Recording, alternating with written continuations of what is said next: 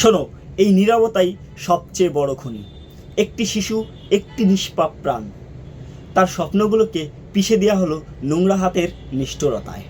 তার কান্না কেউ শুনতে পায়নি, তার লাশ পড়ে রইল ন্যায় বিচারের দোরগোড়ায়। কিন্তু বিচার, সে তো নীরব, সে তো অন্ধ বধির আর মুখোশধারীদের হাতে বন্দী।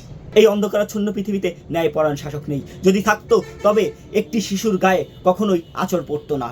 এই সমাজের প্রতিটা দেয়ালে দেয়ালে লেখা রয়েছে ন্যায় বিচারের। মৃত্যু মৃত্যু মৃত্যু আছো তোমরা, যাদের হাতগুলো শপথ নিয়েছিল ন্যায় বিচারের পক্ষে দাঁড়ানোর। আজ তোমাদের নীরবতা, আজ তোমাদের বীরতা একটি শিশুকে কবরে শুইয়ে দিয়েছে। জয় বাংলা। দেখো আমার স্বাধীন বাংলাদেশ, দেখো আমার 24-এর গণঅভ্যুত্থান, দেখো আমার স্বাধীন বাংলাদেশ, দেখো আমার হাজার হাজার ভাইয়ের রক্তের বিনিময়ে যে দেশ পেয়েছি, সেই দেশের বীরতা, নীরবতা। উঠে দাঁড়াও, শপথ নাও, এই রক্তের দায় আমাদের সবার। শপথ নাও, প্রতিটি শিশুর কান্নার প্রতিধ্বনি আমাদের ক্রোধের ঝড়। শপথ নাও, ন্যায় বিচার আনতেই হবে হবে হবেই। তোমার আমার নীরবতাই পরবর্তী শিকারের মৃত্যুর পরোয়ানা জারি করবে। একটি শিশু ধর্ষণ একটি সমাজ ধ্বংসের কারিগর। যারা ধর্ষণ করছেন, যারা ধর্ষণের চিন্তা মাথায় আনতেছেন, তারা সাবধান হয়ে যান। বাংলার মানুষ আর আপনাদের দেখতে চায় না, বাংলার মানুষ আপনাদের দিতে চায়।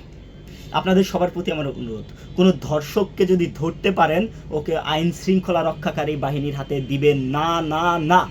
আপনারা নিজেরা ওর শাস্তি কার্যকর করুন, ওর মৃত্যুদণ্ড দিবেন নিজেরা। সমস্ত দায়ভার সমাজের চাপাবেন, সমস্ত দায়ভার রাষ্ট্রের চাপাবেন। আপনাদের কোনো ভুল ত্রুটি নেই। একজন ধর্ষককে যদি আপনারা হত্যা করেন, আপনাদের কোনো ভুল হবে না। এটা ইসলামও বলে, এটা গণতান্ত্রিক রাষ্ট্রও বলে। কিন্তু আমার রাষ্ট্র চায় ধর্ষকের শাস্তি হবে 6 মাসের ভিতরে।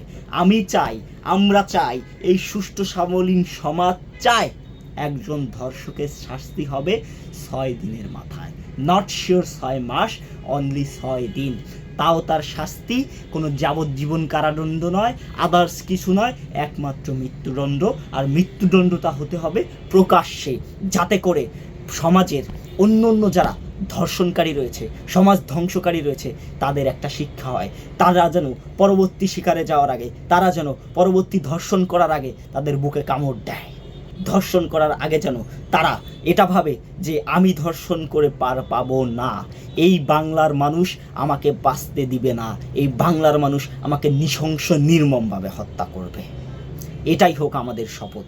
আমাদের শপথ কোনো রাষ্ট্রের বিরুদ্ধে নয়, কোনো দেশের বিরুদ্ধে নয়, কোনো সংবিধানের বিরুদ্ধে নয়। কিন্তু যদি কোনো সংবিধান, কোনো আইন, কোনো ধর্ষক ছেড়ে দেয়, কোনো ধর্ষক জীবন দেয়, আমরা ওই সংবিধান আইনের বিরুদ্ধে। প্রতিটা মানুষ, প্রতিটা সাধারণ মানুষ, প্রতিটা শ্রেণী পেশার মানুষ।